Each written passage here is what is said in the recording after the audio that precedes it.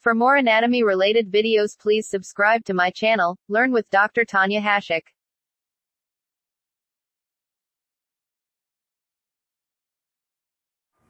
Hello everyone. In this video we'll discuss about the abdominal part of the esophagus. In the previous class we discussed about the thoracic part as well as the cervical part of the esophagus. And today we'll discuss about the abdominal part of the esophagus.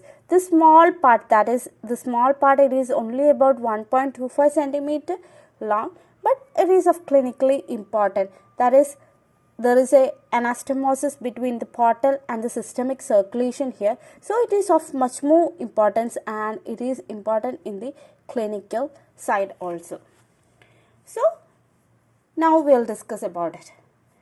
So it is only about 1.25 centimeter and it reaches the abdominal area through the diaphragmatic opening, that is the opening of the diaphragm.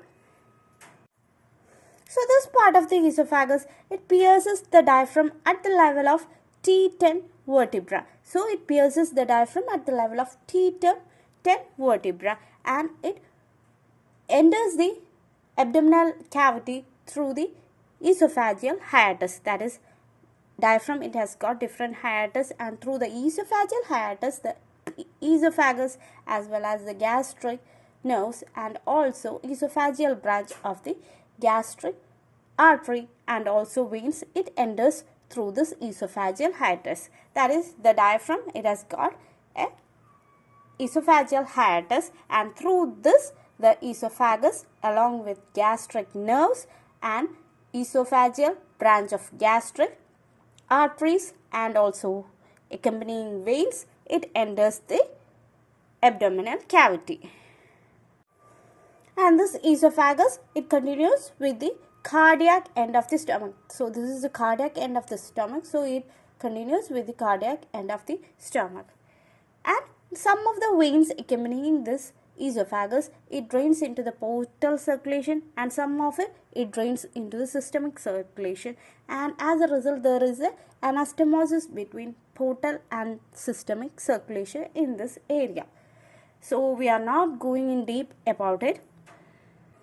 So the esophagus, it runs downwards and to the left in front of the left crux of the diaphragm. So diaphragm, it has got right and left crux, so it runs in front of the left crux of the diaphragm and also inferior to the left lobe of the liver. That is, here you can see the liver. So it runs downwards inferior to the left lobe of the liver, and it opens to the cardiac part of the stomach at the level of T11 vertebra.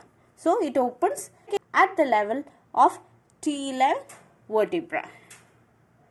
So this esophagus, it has got right and left borders. So this right border, it is continuous with the lesser curvature of the stomach. So this is the lesser curvature of the stomach. So you can see in this figure that, so the right border, it is continuous with the lesser curvature of the stomach, whereas the left border of the esophagus, it is separated from the fundus of the stomach by means of cardiac notch. So this part is called as the cardiac notch. So this separates the esophagus from the stomach by means of a notch called as the cardiac notch.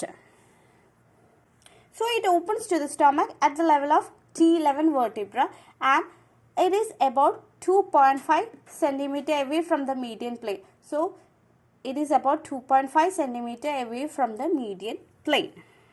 And the abdominal part of the esophagus, the peritoneum covers the esophagus only on the anterior as well as the left part of the esophagus is covered by the peritoneum. So the anterior and the left part of the esophagus is only covered by the peritoneum.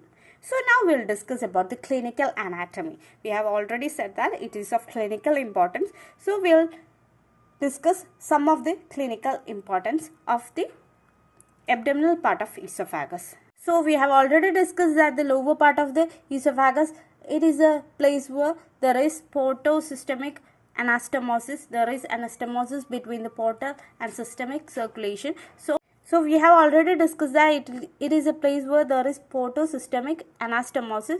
So it is of clinical importance. That is, when there is portal hypertension, it results in the opening of the anastomosis, and as a result there is venous dilation, and this result in esophageal varices. So it results in esophageal varices, and if the veins it ruptures, it results in severe hematemesis.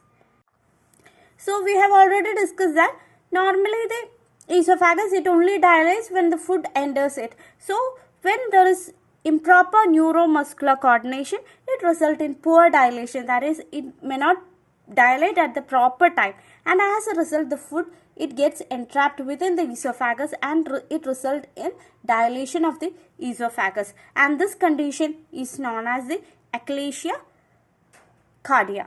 So this condition is called as the achalasia cardia. That is, the esophagus it only dilates when food enters it, but due to poor neuromuscular coordination, it fails to dilate when the food passes, and as a result the food gets entrapped within the esophagus, and it results in considerable dilation of the esophagus, and this condition is called as the achalasia cardia.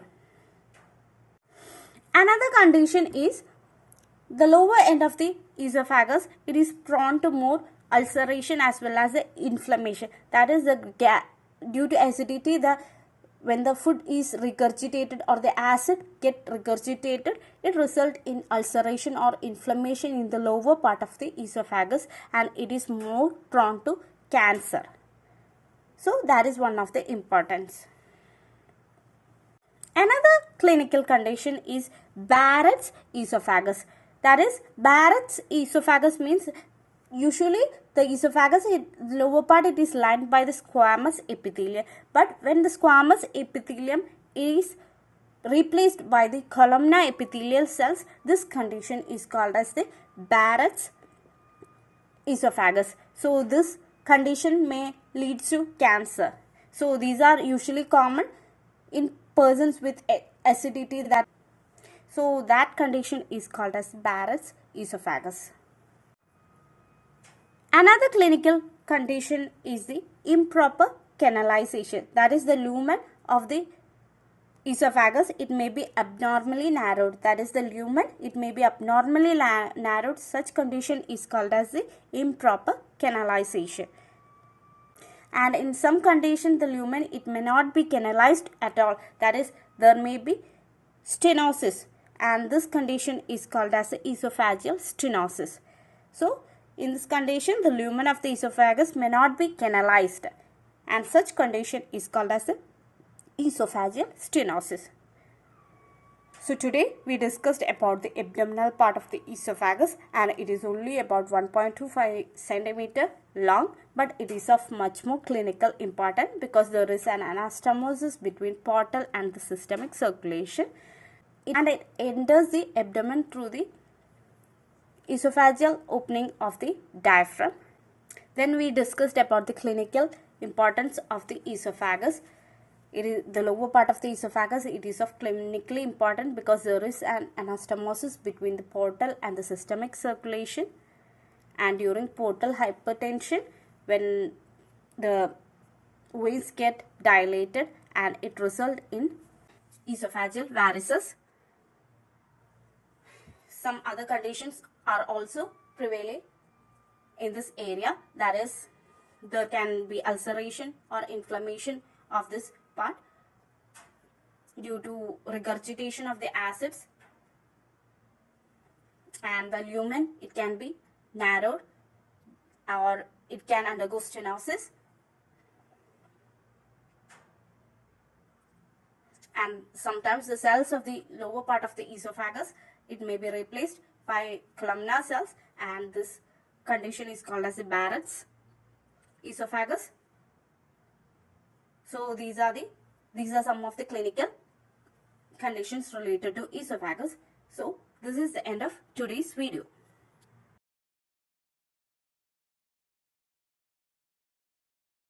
This is the end of today's video. For more videos, please subscribe to my channel and press the bell icon.